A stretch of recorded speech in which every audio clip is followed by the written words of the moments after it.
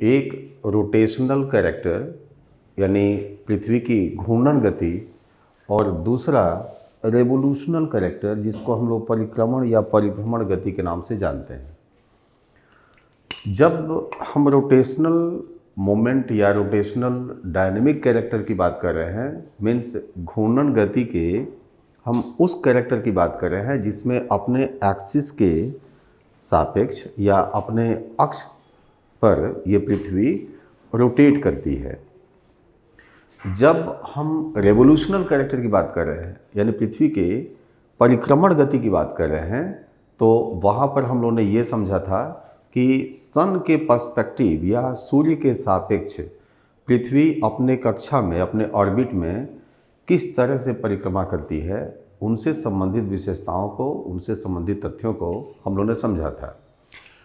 मैंने जब dynamic character की चर्चा सबसे आरंभ में किया था, उसी समय हमने आपको बताया था कि ये दो तो बड़े ही ट्रेडिशनल और प्रोमिनेंट कैरेक्टर हैं अर्थ के डायमेंसिटी के, यानी पृथ्वी की गतिशीलता के ये दो बहुत ही पारंपरिक और महत्वपूर्ण पक्ष हैं। लेकिन इतना ही महत्वपूर्ण पक्ष यानी ऐसा ही एक और भी इसका डायनेमिक कैरेक्टर से रिलेटेड एक कैरेक्टर है, यानी गतिशीलता से संबंधित एक विशेषता है जिसके विषय में बहुत पहले ज्ञान नहीं था और बाद में जब इसके विषय में पता चला तो ये पता चला कि इसका प्रभाव अन्य जो भी हम लोगों ने पृथ्वी के संदर्भ में जो भी बातों का अध्ययन किया है, उन सबों के साथ ये बहुत ही डोमिनेंट इम्पैक्ट देता है अर्थ के क्लाइमेटिक और अर्थ के इन्वायरमेंटल कैरेक्टर को डिटरमाइन करने में, यानी पृथ्वी की जलवायु और पर्यावरणीय दशाओं को निर्धारित करने में ये बहुत ही प्रभावी कारक माना जाता है। और इसीलिए ये आवश्यक हो जाता है कि हम लोग यहाँ पर उस तीसरी गतिशीलता से संबंधित विशेषता को जानें, समझें। यहाँ पर इस विशेषता को समझने के लिए हम लोग को पीछे की जो दो विशेषताएं हैं, रोटेशनल और रेवोल्यूशनल यानी घूर्णन से संबंधित गत्यात्मक विशेषता या जो पक्ष है वो, और परिक्रमण से संबंधित जो विशेषता है, इन दोनों बातों को यहाँ पर लेकर एक साथ आगे बढ़ना पड़ेगा, तब हम इसको बहुत अच्छी तरह से समझ जाएंगे। यहाँ मैं एक और बात आपके सामने क्लियर कर दूँ कि जैसे यदि आपको ये कहा जाए कि हम भारत के उत्तरी मैदानी भागों में रहते हैं और सबको पता है कि उत्तर के मैदानी भागों में मई या जून में ग्रीष्मकाल होता है और बहुत ज़्यादा तापमान होता है, 40 डिग्री सेल्सियस से अधिक तापमान चला जाता है, 45, 46, 47 यानी 48-47 डिग्री सेल्सियस तक टेम्परेचर यहाँ पर एक्सट्रीम टेम्परेचर चला जाता है। मई के महीने में हाई टेम्परेचर होता है और ह्यूमिडिटी लो होती है, सबको पता है। अगर हम इन्हीं मैदानी भागों के सापेक्ष चर्चा करें तो इन्हीं मैदानी भागों में जब दिसंबर या जनवरी की हम लोग बात करते हैं तो ये टेम्परेचर जहाँ 44, 45, 47 तक डिग्री सेल्सियस में चला गया था, ये तापमान यहाँ पर दिसंबर और जनवरी में 4 degree Celsius, 2 degree Celsius, 3 degree Celsius तक चला आता है, यानी नीचे चला जाता है। किन्हीं किन्हीं स्थानों पर तो ये टेम्परेचर बिलो 0 डिग्री सेल्सियस चला जाता है। ये स्थितियाँ होती हैं, ये दिसंबर और जनवरी की स्थिति होती है। यानी अगर हम आपसे ये कहें कि मई के महीने में या जुलाई के महीने में हमारे इस गंगेटिक प्लेन में यानी गंगा के मैदानी भाग में हम लोग, जब जुलाई का महीना आता तब क्या होता है, टेम्परेचर तो हाई होता ही है, ह्यूमिडिटी भी बहुत ज़्यादा आ जाती है, यानी जो मानसून की स्थिति आ जाती है तो उसके कारण आर्द्रता बहुत ज़्यादा बढ़ जाती है और वर्षा भी बहुत ज़्यादा उसी मानसूनी काल में आरंभ हो जाती है।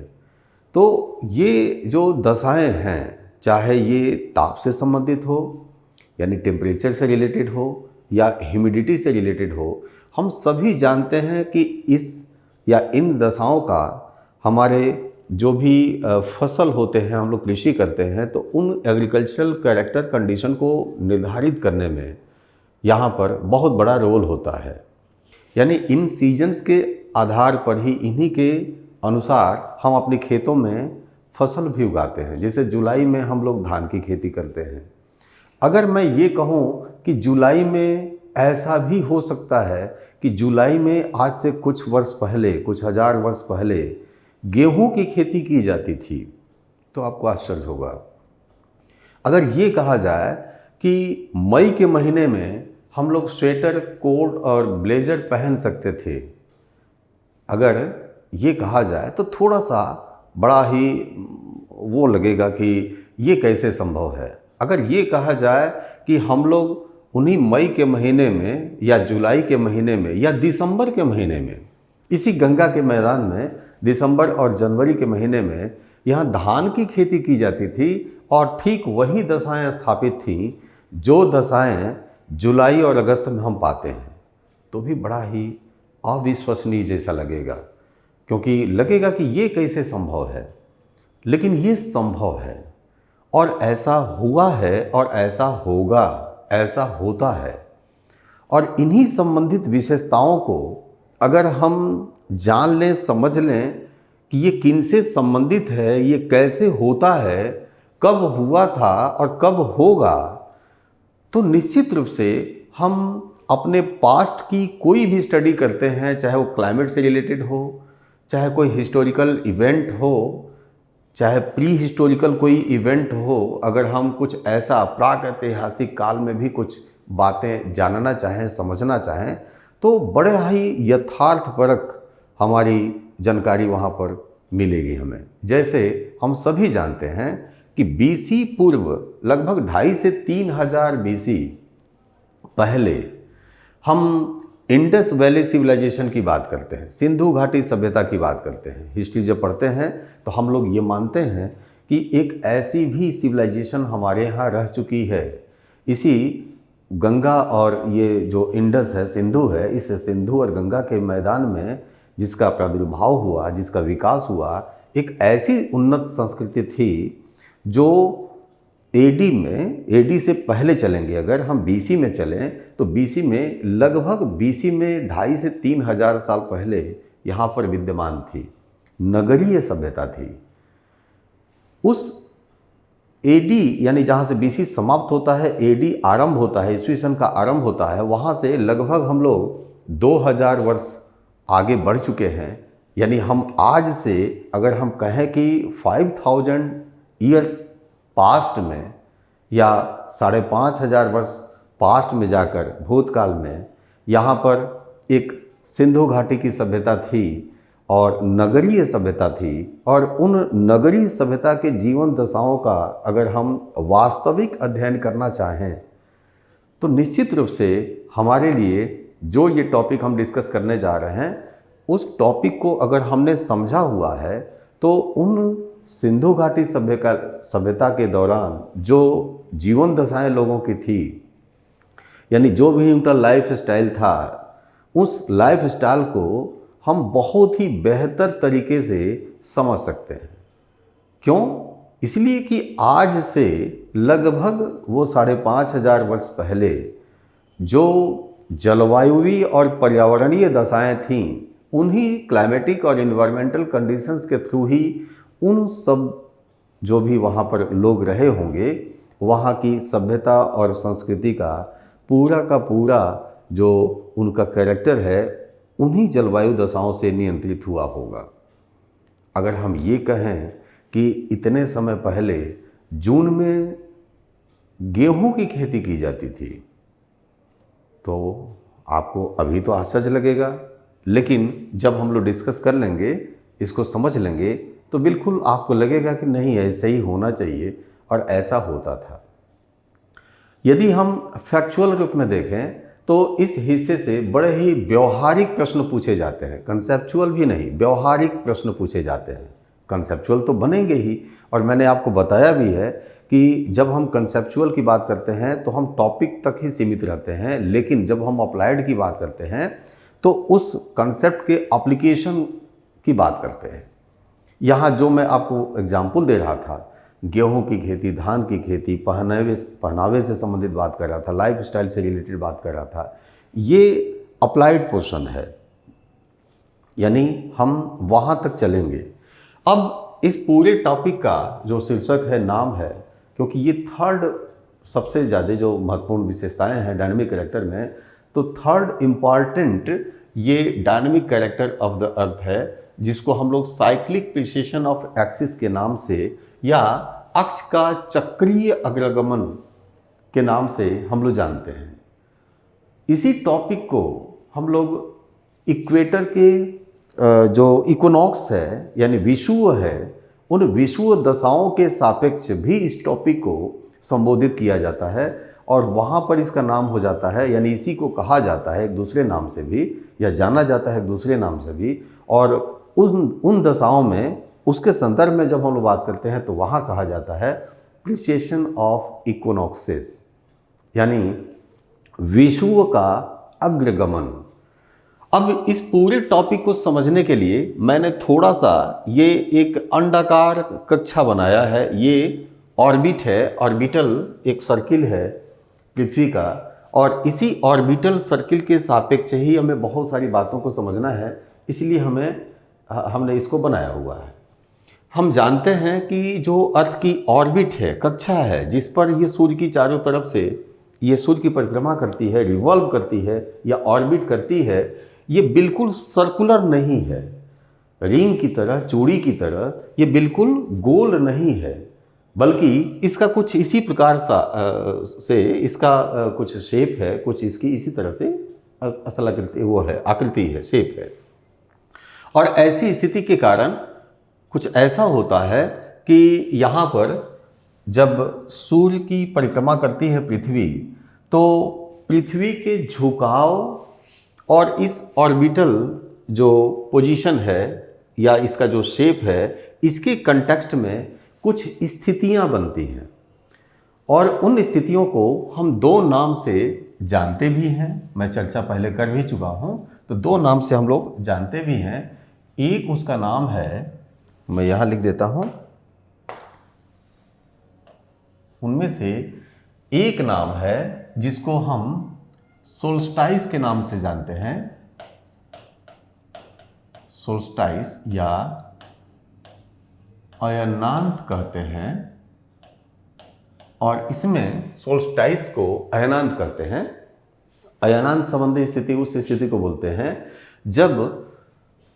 जब सूर्य की किरणें पृथ्वी के उत्तरी और दक्षिणी भाग में अपने एक्सट्रीम पोजीशन पर 90 डिग्री वर्टिकल इंसिडेंट करती है, यानी 90 डिग्री के कोण से जब सीधी पड़ती है, तो जिन अक्षांश वृत्तों पर, लैटिट्यूडनल सर्किल्स पर ये पड़ती हैं, उन्हीं सर्किल्स को हम यहाँ पर सोल्स्टाइस के नाम से जानते हैं।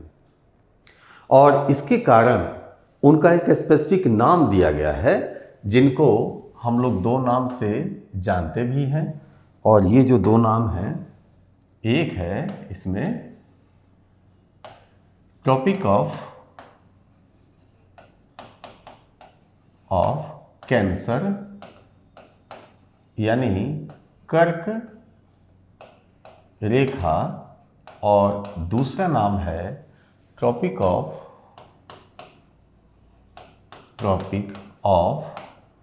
कैप्रिकॉर्न, यानी मकर रेखा। एक्चुअल में ये रेखा ना होकर ये है क्या, ये लैटिट्यूडनल सर्किल्स हैं, वृत्त है, तो कर्क वृत्त और मकर वृत्त के नाम से हम इसको जानते भी हैं।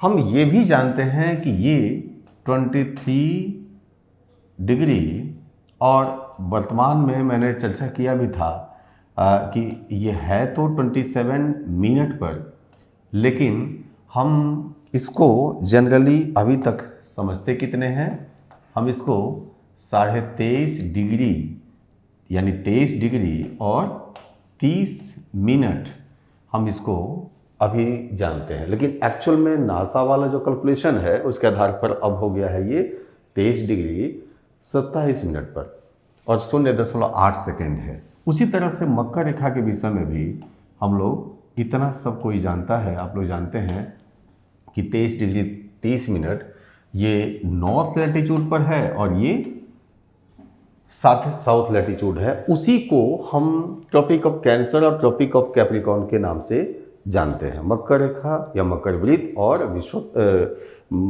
कर्क रेखा और कर्क वृत्त और मकर रेखा मकर वृत्त के नाम से हम जानते हैं इसको। ठीक है, ये सभी आप लोग जानते भी हैं।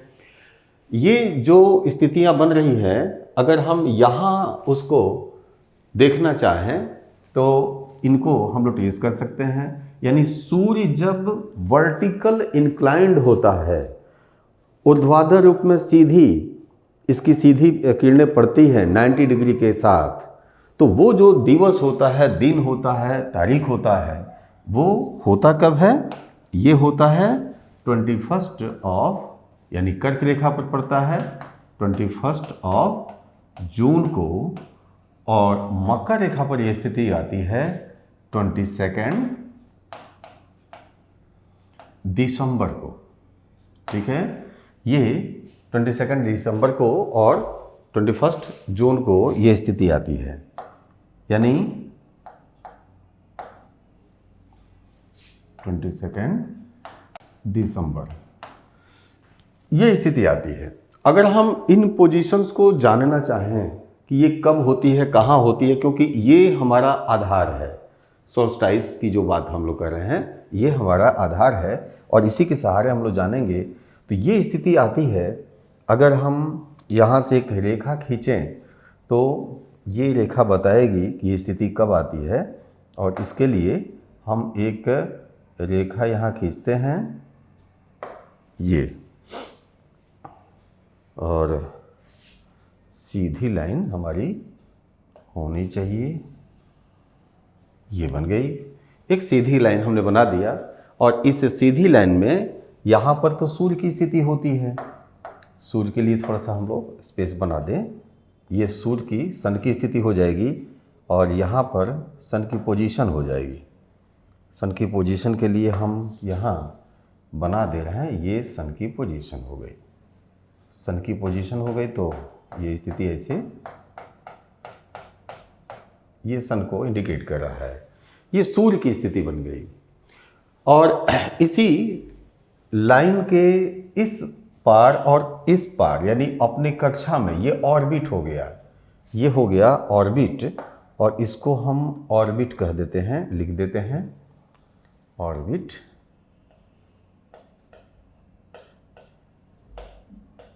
ये कक्षा हो गई, इसको हम ऑर्बिट के नाम से यहाँ लिख सकते हैं, जान सकते हैं।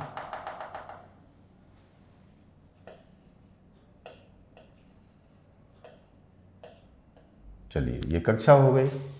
इसी कक्षा में पृथ्वी सूर्य की परिक्रमा करती है। अगर आप ये जानना चाहें कि इन स्थितियों में क्या होता है, तो यही हमारी सोल्स्टाइस वाली पोजीशन बनेगी, और यहाँ पर जो पोजीशन बनेगी उस पोजीशन को हम यहाँ इसके साथ यहाँ बना रहे हैं। ये पोजीशन, एक पोजीशन यहाँ बन गई, और ऐसे ही एक पोजीशन हमारी यहाँ पर बन जाएगी। जो पोजीशन बनेगी पृथ्वी की, उस पृथ्वी के पोजीशन को हम यहाँ इस रूप में बना रहे हैं आपके सामने। ये हो गई अर्थ की पोजीशन। इस अर्थ की पोजीशन में हमने इसको ऐसे, इसके लैटिट्यूड्स को शो करने के लिए, दिखाने के लिए हमने आपकी सुविधा के लिए कि थोड़ा सा आपको ये क्लियर रहे, यहाँ पर हमने इसको ऐसे बना दिया, और ये पोजीशन इधर बना दिया। इसमें भी ये एक्सिस हो गया, ये इक्वेटर हो गया, और इस तरह से इनकी पोजीशन हो गई। ये पोजीशन बन गई। आपको ध्यान देना है कि जो इसकी एक्सिस है, हम एक्सिस को थोड़ा बड़ा कर देते हैं कि आपको क्लियर हो जाए, और इसके लिए मैं अलग से कलर के थ्रू आपको दिखा रहा हूँ। ये हमारी एक्सिस हो गई, ठीक है। यहाँ पर आपको और क्लियर होगा, तो इसके लिए मैं इसको भी आपको दिखा दे रहा हूँ। ये हमारी एक्सिस हो गई। ये इंक्लाइंड है अपोजिट डायरेक्शन में और ये इंक्लाइंड है सन को फेस करते हुए, यानी सन के पोजीशन में है। इस तरह से इसका झुकाव है। अगर हम ये जानना चाहें कि ये पोजीशन कब होती है, तो यही वो तारीख होता है, डेट होता है, यानी जब ट्रॉपिक ऑफ कैप्रिकॉर्न पर सन की पोजीशन, अर्थ की पोजीशन इस ट्रॉपिक ऑफ कैप्रिकॉर्न पे होती है, सन की जो लाइट होती है, तो ये जो पोजीशन आती है ये 22 दिसंबर की स्थिति है। आप पहले से इसको जानते भी हैं। मैं यहाँ पर ये 22 दिसंबर की स्थिति है। और इसी तरह से ये जो स्थिति बनी हुई है ये बनी है 21 जून की बनी है, यानी 21 जून और 22 दिसंबर को ये पोजीशन बन जाती है। इसको हम बोलते हैं, ये जो बनी इसको ट्रॉपिक ऑफ कैप्रिकॉर्न के नाम से बोलते हैं। और इसी को ट्रॉपिक ऑफ कैप्रिकॉर्न को हम विंटर सोल्स्टाइस के नाम से जानते हैं। विंटर सोल्स्टाइस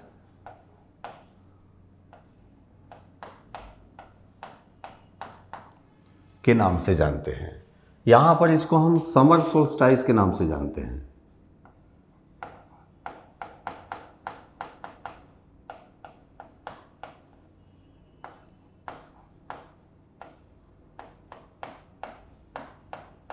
विंटर सोल्स्टाइस और समर सोल्स्टाइस, इसको शीत अयनांत कहा जाता है। शीत अयनांत, अयनांत, और इधर इसको ग्रीष्म अयनांत के नाम से जानते हैं। ग्रीष्म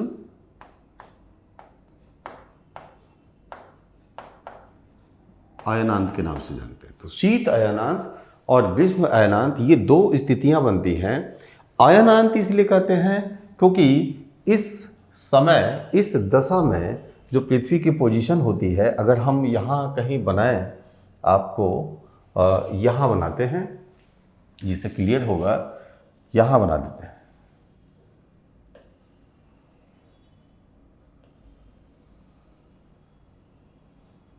इसको थोड़ा सा ठीक से बनाया जाए।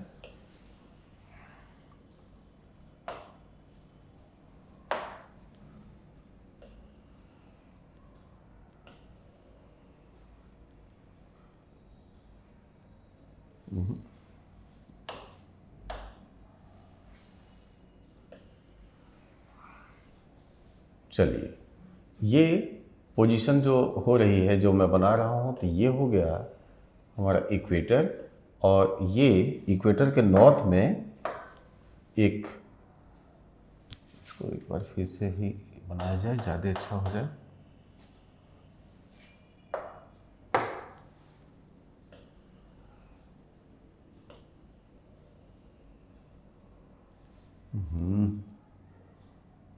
जब तक संतुष्टि नहीं मिलती है,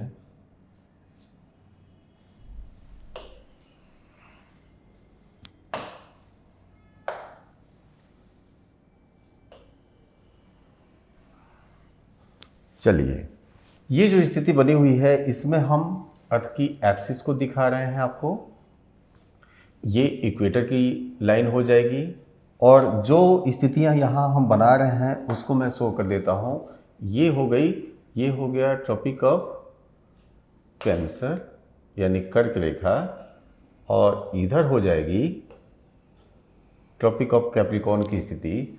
तो ये कर्क रेखा और ये मकर रेखा, ये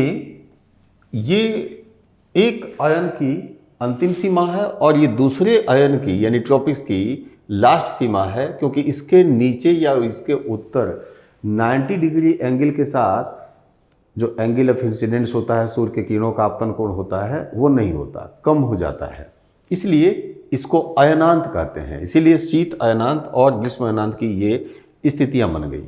अब इन स्थितियों के सापेक्ष ही ये लाइन बनी हुई है, इसलिए इनको जो कहा जाएगा, इस लाइन को कहा जाता है, तो इस लाइन का नाम हो जाता है सोल्स्टाइस लाइन। ये बन जाएगा सोल्स्टाइस लाइन। सोल्स्टाइस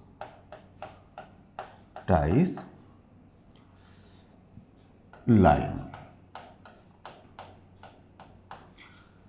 ये एक पोजीशन आ गई। और ये पोजीशन बनी क्यों है, इसके तीन कारक हैं। एक, पृथ्वी का अक्षीय झुकाव, और दूसरा ये जो ऑर्बिटल जो शेप है ये, और तीसरा पृथ्वी का इस पर परिक्रमण करना। तो ये तीन स्थितियां इसके लिए जिम्मेदार है, रिस्पॉन्सिबल हैं।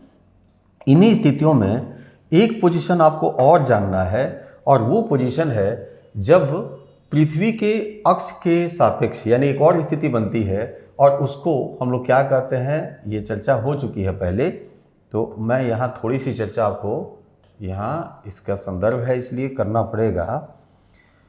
ये जो लाइन मैं बना रहा हूँ, ये वो लाइन है जिसे हम जानते हैं एक और नाम से, एक अलग नाम से, और इसका नाम क्या होगा, तो इसका नाम होगा इक्विनॉक्स लाइन। क्यों? क्योंकि यहाँ पर पृथ्वी की जो स्थितियाँ होती हैं, उन स्थितियों में दो इक्विनॉक्स पाए जाते हैं, या दो इक्विनॉक्स की स्थितियाँ यहाँ पर उत्पन्न होती हैं।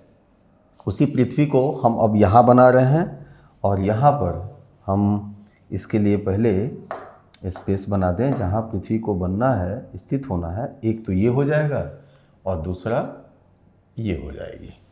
अब यहाँ पर ये स्थिति पृथ्वी की आ गई। हम इसके लिए चलिए यही कलर यूज़ करते हैं, और इसको हम बनाते हैं। एक पोजीशन ये बन गई, और इस पोजीशन में ये अर्थ की स्थिति बन गई एक्सिस की, और इसी पोजीशन में ये ट्रॉपिक ऑफ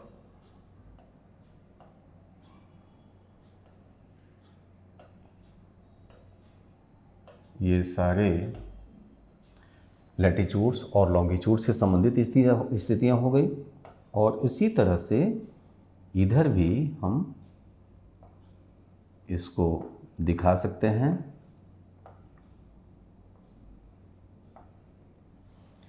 अब यहाँ पर भी एक्सिस को हम थोड़ा सा लंबा कर देते हैं कि आपको क्लियर रहे। ये पोजीशन हो गई, यहाँ पर ये पोजीशन हो गई। ये दो इक्विनॉक्स हो गए, यानी दो विषुव वाली स्थिति हो गई, जब विषुवत रेखा पर सूर्य की किरणें यहाँ पर 90 डिग्री के साथ होती हैं। इसमें से ये 22 दिसंबर था, और ये जनवरी, फरवरी और मार्च, यानी ये स्थिति कब होती है, तो ये स्थिति होती है, याद कीजिए, 21 मार्च को। और इधर की तरफ ये स्थिति आती है 23 सितंबर को, ये स्थिति होती है। यानी हम लोगों ने सोल्स्टाइस वाली स्थिति देखी, तो ठीक वैसे ही स्थिति, एक और स्थिति हम लोगों ने अभी देखा कि एक और स्थितियां होती हैं, और वो होती हैं इक्विनॉक्स की स्थिति। इक्विनॉक्स की पोजीशन होती है, और ऐसे इक्विनॉक्स की दो पोजीशन हो रही है। एक हो रहा है ये 21 मार्च को, जिसको हम स्प्रिंग इक्विनॉक्स, या इसको हम वर्नल इक्विनॉक्स, या इसको हम बसंत विषुव के नाम से जानते हैं। इसका समय क्या हो गया, तो समय हो जाएगा 21 मार्च। और दूसरा हो गया ऑटम इक्विनॉक्स। ऑटम इक्विनॉक्स, और इसको हम शरद विषुव के नाम से जानते हैं। ये दो स्थितियां हो गई। इसकी स्थिति कब हो जा रही है, 23 सितंबर को हो जा रही है। तो दोनों पोजीशन को हम लोगों ने देख लिया है, दो इक्विनॉक्स को कनेक्ट कर रही है, इसलिए इस लाइन को इक्विनॉक्स लाइन के नाम से, जैसे ये सोल्स्टाइस लाइन था, तो वैसे ही इसको इक्विनॉक्स लाइन के नाम से जाना जाता है।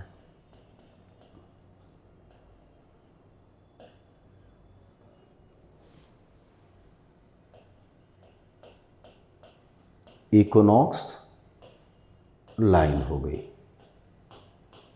इसी नाम से जाना जाता है। देखिए यहाँ पर हम लोग को जो चर्चा करनी है या जो जिसको हम लोग डिस्कस करने का पूरा एक ग्राउंड बना रहे हैं, बेस बना रहे हैं, वो है साइक्लिक प्रिसेशन ऑफ एक्सिस। अब यहाँ साइक्लिक प्रिसेशन ऑफ एक्सिस को समझने के लिए हम लोग को ये बैकग्राउंड समझना बहुत ज़रूरी है, इसलिए ये स्थितियाँ हम लोग यहाँ एक बेस के तौर पर ले रहे हैं। अब यहाँ समझिए, जब हम लोग साइक्लिक प्रिसेशन ऑफ एक्सिस की बात कर रहे हैं तो हमें एक्सियल कैरेक्टर के विषय में जाने रहना है, और ये जाने रहना है कि पृथ्वी का जो एक्सिस है, अक्ष है, ये पृथ्वी का अक्ष अपने, यानी पृथ्वी का अक्ष, अब ध्यान रखिएगा, अपने ये जो इसका एलिप्टिकल प्लेन है, उस एलिप्टिकल प्लेन के पर्सपेक्टिव यानी उसके सापेक्ष एक निश्चित कोण पर झुका हुआ है। अब कैसे हम ये बात को समझेंगे, उसके समझने के लिए आप इसको और आसानी से समझिए। जब पृथ्वी इस ऑर्बिट पर परिक्रमा करती है, घूमती है, तो परिक्रमा करने के कारण यहाँ पर एक स्थिति बन रही है, और ये स्थिति क्या बन रही है,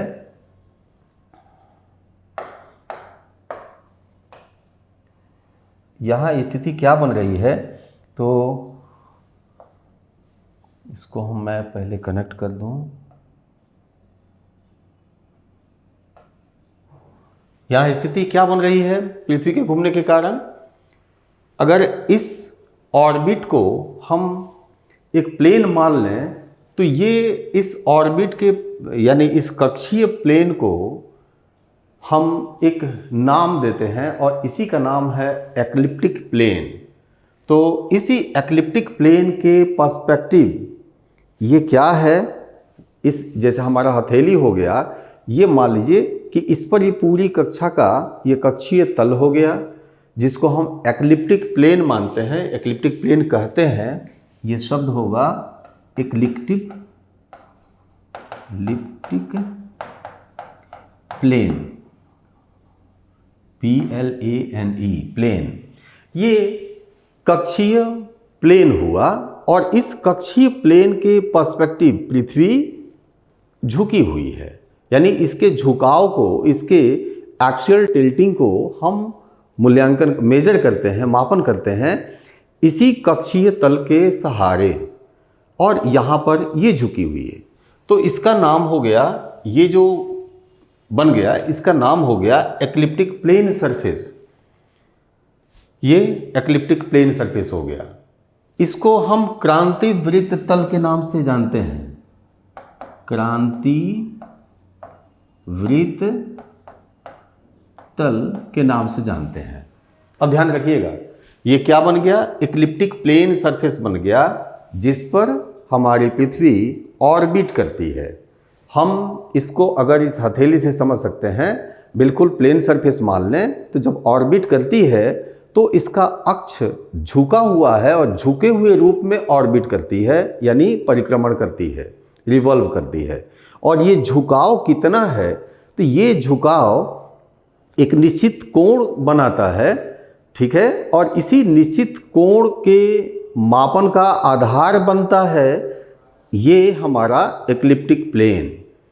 और इसके विषय में हम लोगों ने जब टिल्टिंग ऑफ अर्थ एक्सिस को डिस्कस किया था, तो मैंने आपको बताया था कि पृथ्वी यहाँ पर जितनी झुकी है, उस झुकाव का कोण आज के संदर्भ में तो 23 डिग्री, 23.5 डिग्री 27 मिनट है, यानी जिसको हम लोग जनरली अभी भी पारंपरिक रूप में 23 डिग्री 30 मिनट यानी 23.5 डिग्री कहते हैं, जबकि वो कम है, 27 डिग्री आ गया है नया जो मेजरमेंट है। तो ये जो झुकी हुई है, इस झुकाव का मेजरमेंट या मापन हम इसी आधार के सापेक्ष करते हैं। लेकिन जब यहाँ पर हम पृथ्वी के दूसरे स्वरूप को समझते हैं, इक्वेटर को समझते हैं, विषुवत रेखा को समझते हैं, तो पृथ्वी के झुके होने के कारण इसका जो इक्वेटर है, विषुवत रेखा है, ये विषुवत रेखा भी झुक जाता है। कैसे झुक जाता है, अब इसको आप समझें। यहाँ पर विषुवत रेखा भी झुक जाता है। कैसे? तो यहाँ पर इस बात से आप समझ सकते हैं इसको कि यहाँ पर इतना ये इंक्लाइंड कर गया इक्वेटर, ये झुक गया इसका, यानी जो ये विषुवत रेखा है, ये विषुवत रेखा यहाँ से जो होना चाहिए था इसको इस तरह से होना चाहिए था, यहाँ पर इस रूप में होना चाहिए था, तो यहाँ से ये नीचे चला गया, इस तरह से इंक्लाइंड कर गया। ठीक है, यानी यहाँ से अगर इधर देखना चाहें तो ये ऊपर हो गया, ये एक पोजीशन इसकी बन गई। और इस पोजीशन के सहारे अगर हम, यानी झुके हुए विषुवत रेखा के सहारे, जिसको हम लोग ग्रेट सर्किल के नाम से जानते हैं या ग्रेट सर्किल के रूप में समझा था, अगर इसके सहारे हम पृथ्वी के एक तल का निर्माण करें, विकास करें, तो ये जो तल होगा, ये तल हमारा ऑर्बिटल प्लेन नहीं होगा, कक्षीय तल नहीं होगा, बल्कि ये जो तल होगा उसका एक अलग नाम दिया गया है और उसको बोला जाता है सेलेस्टियल प्लेन। इसको कहा जाता है सेलेस्टियल प्लेन। तो एक सेलेस्टियल प्लेन का निर्माण होगा। अब सेलेस्टियल प्लेन को समझने के लिए हम यहाँ पहले लिख दें इसको, सेलेस्टियल प्लेन। तो क्रांति वृत्त तल अलग हो गया और ये सेलेस्टियल प्लेन अलग हो गया, यानी विषुवतीय तल ये बिल्कुल अलग हो गया। सेलेस्टियल प्लेन को हम लोग विषुवतीय तल के नाम से भी हम इसको जानते हैं, तो हम यहाँ लिख दे रहे हैं इसको विषुवतीय तल हो गया। ये दोनों अलग अलग स्थितियां बन गई। अब अगर पृथ्वी नहीं झुकी है, मान लीजिए हमारे हाथ में, बिल्कुल मैं कोशिश कर रहा हूँ कि बिल्कुल सीधी रहे, ये एक्सिस बिल्कुल सीधा रहे, तो ऐसी पोजीशन में सीधा रहने के लिए इस पेन को आप देखिए और इस तरह से आप समझिए ये स्थिति बनी हुई है। अब ऐसी स्थिति में क्या होगा, अगर पृथ्वी न झुकी होती तब इसका इक्लिप्टिक प्लेन और सेलेस्टियल प्लेन दोनों एक दूसरे पर ओवरलैप होता या दोनों एक दूसरे के समानांतर होते, पैरेलल होती ये स्थिति। लेकिन पृथ्वी झुकी है, इसलिए बिना झुके स्थिति में तो ये हो जाएगा आपका सेलेस्टियल प्लेन जो मैंने हाथ रख के ये बनाया हुआ है, सॉरी इक्लिप्टिक प्लेन यहाँ पर बिना झुके, और यही हो जाएगा सेलेस्टियल प्लेन भी, विषुवतीय तल भी। लेकिन पृथ्वी झुकी है, इसलिए झुकने के कारण क्या हो गया, इक्लिप्टिक प्लेन यानी क्रांतिवृत्त तल तो वहीं रह गया, लेकिन क्रांतिवृत्त तल के साथ अब ये जो सेलेस्टियल प्लेन है, विषुवतीय तल है, ये ऊपर चला गया, इधर नीचे चला गया। यानी पृथ्वी के साथ स्थिति ऐसी बन गई कि अब यहाँ पर इस झुके होने के कारण ये नीचे चला गया, ये ऊपर चला गया, तो एक निश्चित कोण पर हो गया। और ये कोण कितना होगा, तो एग्जैक्ट वही होगा जो इसका एक्सियल टिल्टिंग होगा, अक्षीय झुकाव का जो कोण होगा। अक्षीय झुकाव यदि 23.5 हम मान रहे हैं, तो ये अपने इक्लिप्टिक प्लेन से सेलेस्टियल प्लेन भी 23.5 डिग्री के झुकाव पर होगा। हम लोग अक्ष के झुकाव के संदर्भ में ये पढ़े थे कि अक्ष का झुकाव परिवर्तनशील होता है और ये 21, ध्यान रखिए, 21.8 डिग्री से बढ़ते बढ़ते ये हो कितना जाता है, 24.4 डिग्री तक हो जाता है। ये 24.4 डिग्री तक ये पोजीशन हो जाती है। ठीक है, तो ये स्थितियां तो बदलती रहती हैं। इसका मतलब ये हुआ कि पृथ्वी का ये झुकाव का कोण बदलेगा तो अपने इक्लिप्टिक प्लेन से, क्रांतिवृत्त तल से, इसका अपना जो विषुवतीय तल है उसका मूल्य भी बदलेगा। क्लियर है? अब ये दोनों स्थितियों को आप खूब बढ़िया से फिर से समझ लीजिए। मैं जो बोल रहा हूं ये कह रहा हूं कि एक हो गया इस कक्षा से के आधार पर निर्मित कक्षीय तल, उसको हम क्या बोल रहे हैं, उसको हम बोल रहे हैं इक्लिप्टिक प्लेन। और दूसरी बात मैं जो आपसे कह रहा हूँ, ये दूसरी बात मैं कह रहा हूँ कि इस प्लेन के यानी कक्षीय तल जो बना हुआ है, इसी कक्षीय तल के सहारे पृथ्वी के अक्षीय झुकाव के कारण पृथ्वी के विषुवत रेखा के सहारे जो तल बनेगा, ये जो तल बनेगा उस तल का नाम होगा सेलेस्टियल प्लेन यानी विषुवतीय तल।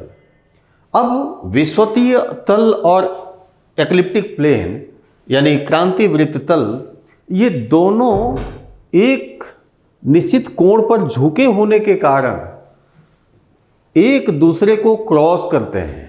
यानी एक्लिप्टिक प्लेन को सेलेस्टियल प्लेन क्रॉस करेगा, कहीं ना कहीं ये इसको काटेगा, क्रॉस करेगा। जैसे अब कहाँ क्रॉस करेगा, तो ये देखिए, ये हो गया। इसको अगर हम बढ़ा दें तो ये जो बन रहा है, इसके सहारे जो बनेगा वो बनेगा सेलेस्टियल प्लेन। और ये जो स्थिति हो गई यहाँ पर, इसके सहारे अगर कुछ बनेगा तो ये हो जाएगा एक्लिप्टिक प्लेन।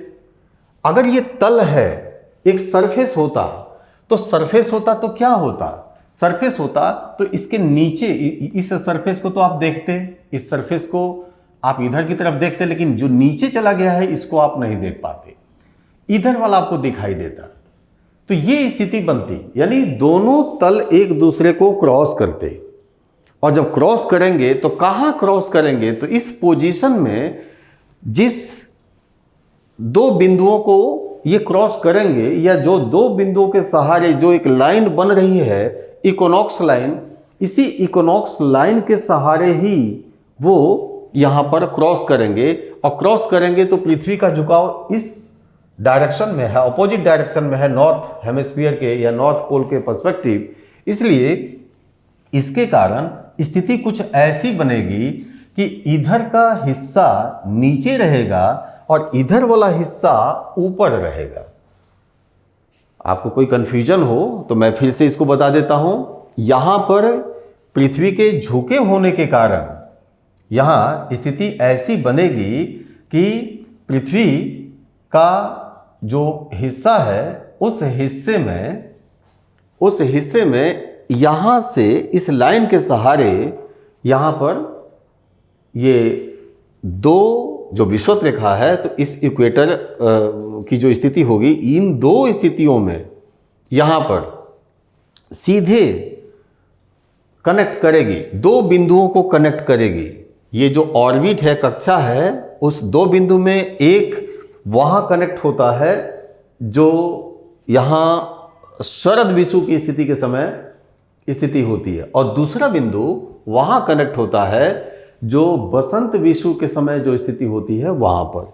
ये दोनों तल एक दूसरे को क्रॉस करेंगे, यानी एक दूसरे के ऐसी स्थिति इनकी बनेगी। अब ऐसी स्थिति में ये वाला हाथ हमारा जो आप देख रहे हैं, ये बिल्कुल ये है एक्लिप्टिक प्लेन, और इसमें जो क्रॉस कर रहा है ये विषुवत रेखा वाला है, ये तल विषुवतीय तल, जिसको हम विषुवतीय तल कह रहे हैं, सेलेस्टियल प्लेन। तो ये कहाँ क्रॉस कर रहा है, तो ये इधर और इस पार दो बिंदुओं पर ये कनेक्ट हो रहा है, क्रॉस कर रहा है। और ये दो बिंदु कहाँ हैं, तो ये 21 मार्च और 23 सितंबर को जो पोजीशन बनती है पृथ्वी की, वहीं पर हैं। और इनको आप विषुव के नाम से जानते हैं। ये भी विषुव है, इक्विनॉक्स है, ये भी इक्विनॉक्स है, और ये भी इक्विनॉक्स है। तो दो इक्विनॉक्स के नाम से आपने इसको जान लिया, समझ लिया, क्लियर है। अब इन्हीं इक्विनॉक्स, जो इक्विनॉक्स की स्थिति है, इन्हीं इक्विनॉक्स की जो पोजीशन है, इनकी पोजीशन शिफ्ट होती है, बदलती है। यानी जो ये पोजीशन है ये चेंज होता है, बदलता है, और बदलने के कारण ही हम यहाँ पर इसके लिए जो टर्म यूज करते हैं वो अग्रगमन या प्रीसेशन शब्द यूज करते हैं। ये टर्म बदलता है।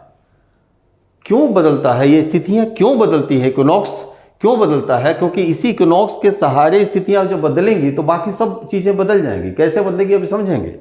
तो ये बदलता है, और बदलने के कारण ही यहाँ पर एक दूसरा टाइटल मैंने आपको बताया था कि इसको कहा जाता है, और वो कहा जाता है प्रीसेशन ऑफ इक्विनॉक्स, यानी विषुव का अग्रगमन। एक होता है पश्चगमन, ठीक है, पीछे जाना, और एक होता है अग्रगमन, प्रिसेशन, आगे की तरफ। तो यहां पर विषु का अग्रगमन, अग्रगमन का मतलब क्या हुआ? अग्रगमन का मतलब ये हुआ कि यहां पर अगर हम फैक्चुअल समझें तो ये विषु अपने वर्तमान पोजीशन से जो स्थितियां बन रही हैं उस पोजीशन में आगे आ जाएंगी, ये पोजीशन बन जाएगा। अग्रगमन का मतलब ये हुआ। और दशाओं के संदर्भ में अगर हम देखेंगे तो दशाएं यानी जो अभी दिसंबर में जाड़ा आना है तो दिसंबर में ना आकर वो नवंबर में ही आ जाएगा, नवंबर में ना आकर वो अक्टूबर में ही आ जाएगा, अक्टूबर में ना आकर वो सितंबर में ही आ जाएगा, यानी दिसंबर वाली दशा सितंबर में ही आ जाए। मई में गर्मी पड़ती है, हम सभी जानते हैं, यानी मई की जो ग्रीष्मकालीन कंडीशन होती है वो कंडीशन मई में ना होकर वो फरवरी में ही आ जाए, 44-45 पहुंच जाए टेम्परेचर। तो ये अग्रगमन यानी पहले चीजें आ जाना है। और हम जानते हैं कि इन दशाओं से ही सभी कुछ निर्धारित होता है, फसलों का उगना, फसलों का बोना, ये सब कुछ निर्धारित होता है। यहाँ तक कि सारी जैविकीय जो प्रक्रियाएं हैं, बायोलॉजिकल जितने प्रोसेसेस हैं, ये सब कुछ उसी से गवर्न होते हैं। इसीलिए इनका व्यापक प्रभाव पड़ता है हमारे पूरे इस इन्वायरमेंट के माध्यम से, पूरी प्रकृति पर व्यापक प्रभाव पड़ता है। सब कुछ, total behaviour of plants and animals, ये सब कुछ चेंज हो जाता है। तो यहाँ पर ये दो स्थितियाँ को अगर आपने समझ लिया और इनके सहारे जो दो तल की बात मैंने की, एक कहा एक्लिप्टिक प्लेन और दूसरा कहा सेलेस्टियल प्लेन, इनको यदि आपने समझ लिया तो बहुत ही आसानी से आप समझ जाएंगे। अब यहाँ देखिए, हम इसको तो भूल जाइए कुछ समय के लिए कि पृथ्वी का जो अक्ष है, ये एक्सिस ये झुका हुआ है और कभी कम और कभी ज़्यादा होते रहता है। इसको कुछ देर के लिए छोड़ दीजिए। अब हम देखें कि जो भी है, जितने पर भी ये पृथ्वी का अक्ष झुका हुआ है, जैसे अभी मान लीजिए 23.5 डिग्री झुका हुआ है, तो अब हम दूसरी बात कर रहे हैं कि झुकी हुई पृथ्वी या पृथ्वी का जो ये एक्सिस है, रोटेशनल एक्सिस है, इस रोटेशनल एक्सिस में भी एक तीसरी गत्यात्मक स्थितियां पैदा होती हैं और ये स्थिति कहलाती है, या ये जो स्थिति बनती है उसमें जो परिवर्तन होता है, गतिशीलता उत्पन्न होती है, वो ऐसी होती है कि आप इसको इस तरह से समझ सकते हैं जैसे मैं अभी कर रहा हूं।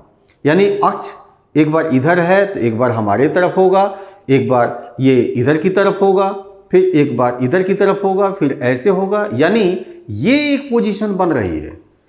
यानी ये अगर पेन के संदर्भ में आप देखना चाहें, जानना चाहें, तो ये पोजीशन कैसे बनेगी, ये ऐसे बनेगी। अगर मैं धीरे धीरे इसको आप ध्यान में दे रहे होंगे, दिख रहा होगा यदि आपको, तो इस तरह से ये स्थिति बनेगी। यानी अगर हम ऐसा घुमाते चलें, जैसे लट्टू आप नचाते हैं तो लट्टू जब गिरने की स्थिति में होता है तो जिस तरह से वो बबलिंग करता है उसी तरह से बबलिंग करेगा। बबलिंग मीन्स कभी इधर कभी उधर ऐसे रोटेट करेगा। बिल्कुल हमारी पृथ्वी ऐसे ही रोटेट करती है। और इन रोटेशनल जो ये पोजीशन हो रही है, कैरेक्टर है, इसी रोटेशनल कैरेक्टर को ही हम यहाँ पर साइक्लिक प्रिसेशन ऑफ एक्सिस के नाम से जानते हैं, यानी अक्ष का चक्रीय अग्रगमन के नाम से जानते हैं। और जब ये ऐसी स्थिति होती है, रोटेट करती है, तो इसके झुकाव की दिशा में परिवर्तन होता है। झुकाव के कोण में परिवर्तन अभी आपने देखा था, लेकिन झुकाव की दिशा, जैसे अभी इधर झुकी है, जब ये कैरेक्टर आएगा तब क्या हो जाएगी, झुकाव इधर हो जाएगी। यानी अभी इधर था तो हमारे यहाँ ग्रीष्मकाल में जाड़ा हो रहा है, शीतकाल में जाड़ा हो रहा है, यहाँ पर शीतकालीन स्थिति बनी हुई है नॉर्थ हेमिस्फीयर में, और ये बदल के यदि इधर की तरफ हो जाए तब क्या होगा, दिसंबर में गर्मी होगी, भयंकर गर्मी होगी, क्योंकि सूर्य से ये नज़दीक वाली स्थिति होती है। ऐसी स्थिति हो जाएगी। सेम प्रत्येक स्थितियों में ये सारी जलवायु दशाएं या जो ऋत्विक दशाएं हैं, ये सब कुछ परिवर्तित हो जाएंगे। तो यहाँ दो बातों को ध्यान में रखना है। एक, पहला, अक्ष का जो ये झुकाव का कोण है, ये झुकाव का कोण परिवर्तनशील होता है, जिसके लिए मैंने आपसे चर्चा किया था कि 41,000 ईयर के साइकिल में ये परिवर्तनशीलता होती है। लेकिन यहाँ पर इसके साथ ही साथ अक्ष की दिशा भी बदलती है। और जब दिशा बदलने की बात हो गई तो ये भी एक साइक्लिक प्रोसेस होता है और इसमें 26,000 वर्षों का एक्चुअल जो फिगर होता है वो 25,772 वर्ष का समय लगता है। 25,772 ईयर्स का एक साइकिल होता है। इस साइकिल में ये पृथ्वी एक बार इधर झुकी है तो साइकिल पूरा होने के लिए क्या चाहिए, यहाँ से ये ऐसे जाए, फिर इधर झुक जाए, फिर इधर झुक जाए और फिर ऐसे करते करते यहाँ आ जाए। तो इसी को हम राउंड फिगर यहाँ पर कर लेते हैं और राउंड फिगर हम बता रहे हैं आपको कि ये फिगर हो जाता है 25,772 को हम लिख रहे हैं यहाँ पर 26,000 वर्षों में ये पूरा साइक्लिक एक पूरा फेज इनका कंप्लीट हो जाता है। और जो साइक्लिक फेज कंप्लीट हो जाएगा, ध्यान रखिएगा, ये कंप्लीट हो जाएगा तो 26,000 वर्ष का समय लेगा। इसका मतलब ये हुआ कि यहाँ पहला प्रश्न हमें ये जानना है, हमारे अंदर उत्सुकता हो रही होगी कि इसको निर्धारित कौन करता है, क्यों ऐसा हो रहा है। तो इसके पीछे दो कारक हैं जो इसको ऐसा करने के लिए विवश करते हैं और वो दो कारक आपसे पूछे जाते हैं। उसमें से एक है चंद्रमा और दूसरा है सन, सूर्य। चंद्रमा और सूर्य का जो टाइडल फोर्स होता है थ्रू देयर ग्रेविटेशनल इम्पैक्ट, अपने जो गुरुत्वाकर्षण से संबंधित उनका बल है, उसके कारण ये पृथ्वी पर एक जो प्रभाव उत्पन्न करते हैं, उसी प्रभाव का परिणाम होता है कि यहाँ पर ये बबलिंग वाला कैरेक्टर आता है। और जो बबलिंग वाला कैरेक्टर हो रहा है, यदि 26,000 वर्षों का ये कैरेक्टर है, 26,000 ईयर का ये कैरेक्टर है, इसका मतलब ये हुआ कि जो पोजीशन आज बनी है, ये पोजीशन ये 13,000 वर्षों में ऐसे हो जाएगी और फिर अगले 13,000 वर्षों में फिर से वैसे हो जाएगी, तब ना एक साइकिल पूरा होगा। ये स्थिति बन जाएगी। अगर ये स्थिति बन जाएगी तो 13,000 वर्षों में विपरीत स्थिति होगी, अभी हम लोग को लगा, क्योंकि 26 का हाफ होगा 13,000 और हम यदि फिर से उसको हाफ करना चाहें तो ये जो स्थिति है ये इस पोजीशन में आ जाएगी 6,500 वर्षों में आ जाएगी। यानी प्रत्येक, अगर हम इसको 4 भागों में बांट दें तो जो प्रत्येक पोजीशन बनी हुई है, ये प्रत्येक 6,500 वर्षों में ये वाली जो स्थिति है, ये स्थिति है, ये ऐसी हो जाएगी, ये स्थिति है, ये ऐसी हो जाएगी, ये स्थिति है, ये ऐसी हो जाएगी और ये वाली स्थिति ऐसी हो जाएगी। ये स्थितियां बदल जाएंगी।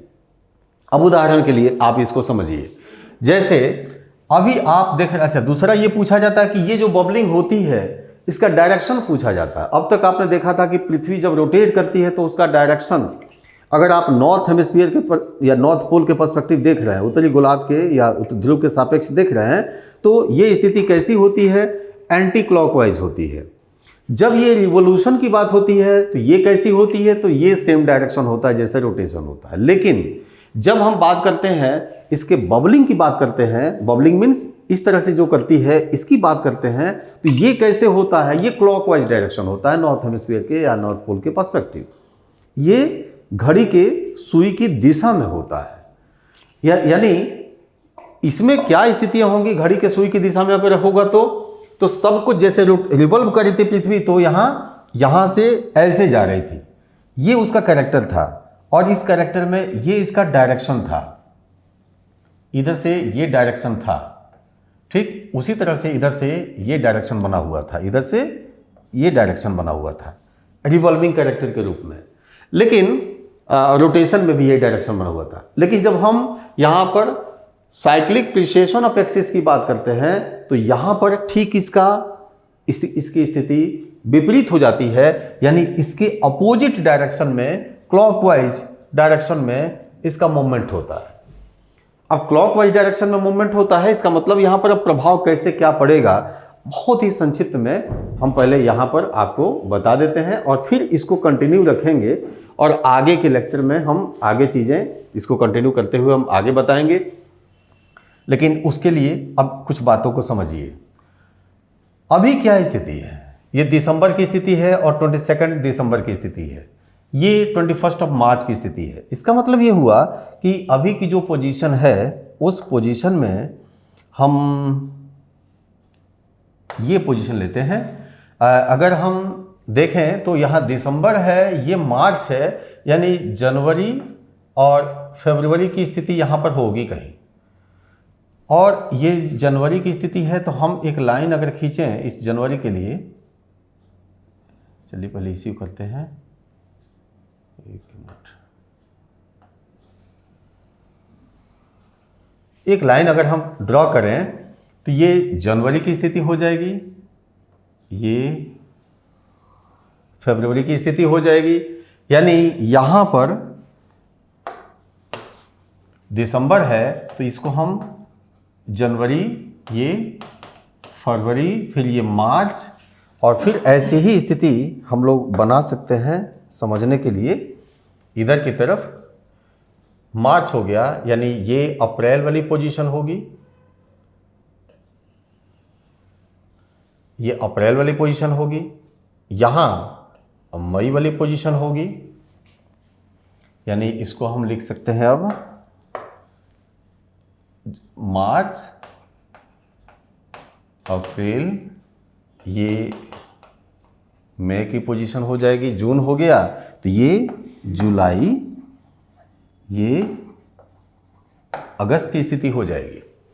अगर ये स्थिति बन गई तो आपको मैं यहां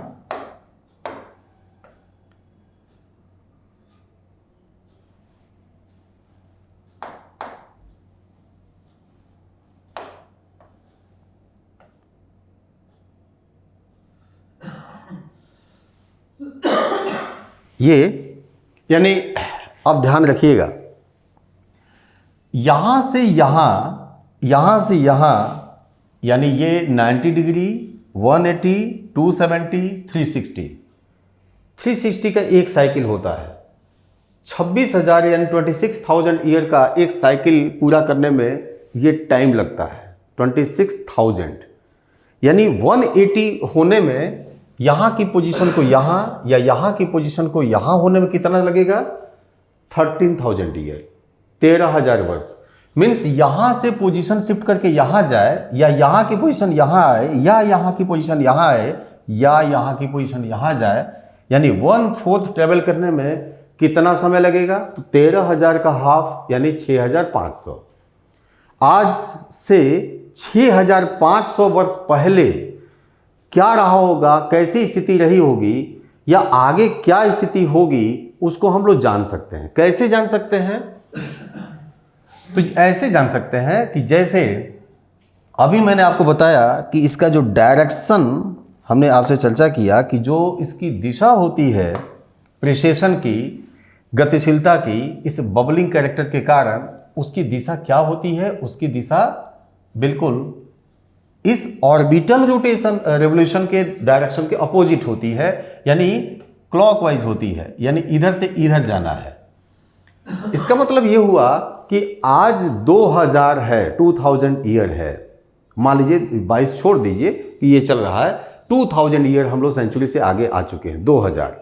तो अगले 6,500 वर्षों में पृथ्वी को कहाँ चला जाना है, इस पोजीशन को क्या हो जाना है? तो यहाँ से यहाँ 6,500 में हो जाना है, यानी अगले लगभग 2000 वर्षों में पोजीशन कहाँ आ जाएगी? तो यहाँ आ जाएगी। इसका मतलब कि जो मार्च में हमारी दशा होती है, जलवायु दशा होती है मार्च में, वो दशा फरवरी में ही हो जाएगी, या जो फरवरी में होती है वो जनवरी में ही हो जाएगी, या जैसा हम लोग जनवरी में आज फील कर रहे हैं वैसा हम दिसंबर में ही फील करेंगे। जैसा हम दिसंबर में फील कर रहे हैं वैसे ही हम यहाँ पर नवंबर में ही फील करेंगे, और जैसा नवंबर में फील करते हैं वैसे ही हम अक्टूबर में ही फील करेंगे। यानी इसी को दूसरे रूप में मैं आपको बताऊं, यहाँ से यहाँ तक 2000 वर्षों का समय लगता है लगभग, तो ये भी 2000 वर्षों का होगा, ये भी 2000 वर्षों का होगा, यानी प्रत्येक इंटरवल 2-2 का, लगभग 2000, क्योंकि यहाँ से यहाँ तक की पूरी जर्नी में 6,500 है, तो 500 को भी डिवाइड करके इसमें ऐड कर सकते हैं आप। तो यानी हम ये कर सकते हैं कि अगले 6,500 वर्षों में जो मार्च वाली पोजीशन है, मार्च में जैसी कंडीशन हमारी होती है नॉर्थ गंगेटिक प्लेन में, वो कंडीशन हमें दिसंबर में मिलेगी। या दिसंबर में अगर हमें बहुत ज़्यादा जाड़ा लगता है, ठंडा होता है, तो वो हमें सितंबर में ही हो जाएगा, यानी सितंबर में सबसे ठंडी वाली स्थिति आएगी। या जो हम सितंबर में महसूस करते हैं वो हमें जून में ही होगा, यानी हम जून में धान बोएंगे नहीं, हम धान काटेंगे, जून में धान काटेंगे। और जो जून में स्थिति होती है वो हम मार्च में ही करेंगे, यानी मार्च बहुत बड़ा दिन होगा, कर्क रेखा पर सूर्य होगा और मार्च में गर्मी बहुत ज़्यादा पड़ेगी। तो जो हमें जून में मिलता है वो पहले ही सब कुछ होने लगा, और पहले होने लगा इसीलिए इसको प्रीसिएशन कहते हैं, अग्रगमन कहते हैं, यानी ये प्रीसिएशन हो गया। इसी तरह से हम ये कैलकुलेशन कर सकते हैं कि आज से अगर हम 6500 वर्ष पहले की बात किए, अगर हम आज से लगभग हम लोग मानते हैं कि जब गंगा का मैदान बन रहा था, गंगेटिक प्लेन का निर्माण हो रहा था, जब होलोसिन पीरियड की शुरुआत हो रही थी, तो उसकी शुरुआत बहुत पहले नहीं हुई है, बहुत ज़्यादा समय नहीं हुआ है, बल्कि प्लीस्टोसिन के बाद हुआ है और 10,000 साल पहले हुआ। यानी लगभग 12,000, 10,000, 13,000 का जो वर्ष पहले हुआ। तो जब उस समय हम देखेंगे तो गंगा का निर्माण जब हो रहा था तो उस समय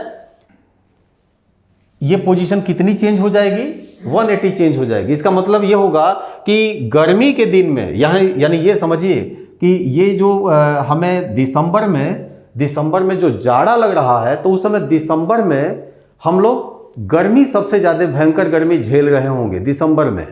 और जून में क्या हो रहा होगा या जून में क्या हुआ होगा, तो जून में जब पैलियोलिथिक फेज था तो जून में भयंकर सर्दी थी। अब आप कल्पना कीजिए कि सूर्य की पोजीशन, सूर्य से पृथ्वी की दूरी ये बहुत ज़्यादा होती है उस समय अभी, और हम लोग उत्तरी गोलार्ध को फेस कर रहे हैं, उत्तरी गोलार्ध के सापेक्ष सन को फेस करते हैं, तो दूर होने के कारण हमें उतनी गर्मी नहीं लगती। ठीक है, अगर इस पोजीशन को बदल देते हैं 180, जो बदला हुआ था लगभग 13,500 वर्ष पहले, यानी जब पैलियोलिथिक की शुरुआत हो रही थी, पूरा पाषाण काल चल रहा था, तो पूरा पाषाण काल के समय हिमालय के इस पूरे गंगा के मैदान में भी अगर हम लोग समझना चाहें कि कैसी जलवायु दशा रही होगी आदि मानव के समय, तो बिल्कुल आसानी से हम लोग समझ सकते हैं, क्योंकि उस समय सूर्य से पृथ्वी की दूरी बहुत अधिक थी और पृथ्वी का अक्षीय झुकाव ठीक अपने विपरीत स्थिति में था। यानी उत्तरी गोलार्ध में उस समय जून में जाड़ा पड़ता था और दिसंबर में भयंकर गर्मी पड़ती थी। और जून में जाड़ा पड़ता था तो आज के जाड़े की तुलना में उस समय काफ़ी हाई एक्सट्रीम जाड़ा पड़ता था, क्योंकि पोजीशन आज जब जाड़ा होता है तो सूर्य से नज़दीक होकर हमारी पृथ्वी एक स्थिति बनाती है, तो इसलिए भयंकर जाड़ा नहीं पड़ता, उतना क्लाइमेक्स वाली स्थिति नहीं आती, लेकिन उस समय स्थिति अलग होगी। तो ये एक कंडीशन हम लोग देख सकते हैं, कहीं से भी कोई भी कैलकुलेशन किया जाए तो हम लोग कैलकुलेशन करके देख सकते हैं कि इस तरह से स्थितियां बदलती हैं। और इसी स्थितियों के बदलने के कारण जब जलवायु दशाओं का निर्धारण किया जाता है, पीछे की चीज़ों को समझना होता है या आगे के दशाओं को समझना होता है, तो ये हमारे लिए बहुत ही मददगार हो जाता है। और इसीलिए डायनेमिक कैरेक्टर के इस थर्ड कैरेक्टर को हम कंसीडर यहाँ पर करते हैं। यहाँ तक कि अगर हमें इतिहास में पृथ्वी के अगर हिस्टोरिक फेज में जाना हो, किसी घटना का विवेचन करना हो, जैसे मैंने आपको बताया कि इंडस वैली सिविलाइजेशन का विवेचन करना हो, तो बिना इसके हम लोग उसकी सच्चाई को जान ही नहीं सकते। यानी जब हम लोग पढ़ते हैं कि सिंधु घाटी सभ्यता में, लोथल में और ये गुजरात के कुछ और जगहों पे जहाँ जहाँ मिला है वो चावल के दाने मिले हैं, तो वो चावल जुलाई में नहीं उगाया जा रहा होगा, बल्कि वो चावल कब उगाया जा रहा होगा, तो जुलाई से पहले ही उगाया जा रहा होगा, मार्च में उगाया जा रहा होगा, फरवरी में उगाया जा रहा होगा। क्योंकि आज से सिंधु घाटी सभ्यता लगभग आज से 5,000 साल पहले, क्योंकि जब जहाँ से BC की शुरुआत होती है पीछे की तरफ, AD इधर की तरफ चलता है, वहाँ से वो 2,500 से 3,000 वर्ष माना जाता है। तो 2022 में हम लोग हैं, तो 2,000 वर्ष तो ये आगे हो गया, यानी लगभग 5,000-5,500 वर्ष पहले अगर इंडस वैली सिविलाइजेशन था तो उसके लिए कंडीशन वो थी, उस तरह की कंडीशन थी। और इस आधार पर हम लोग कोई भी इवेंट हो, हम लोग इस तरह से समझ सकते हैं। अब इसमें बहुत सारे ऐसे क्वेश्चंस होते हैं, तो मैं कोशिश करूंगा कि अगले लेक्चर में आपको कुछ बातों को हम बताएं, इनसे संबंधित प्रश्नों को हम कराएं, और इसके लिए हम लोग फिर नेक्स्ट लेक्चर में मिलते हैं। तब तक के लिए थैंक्स।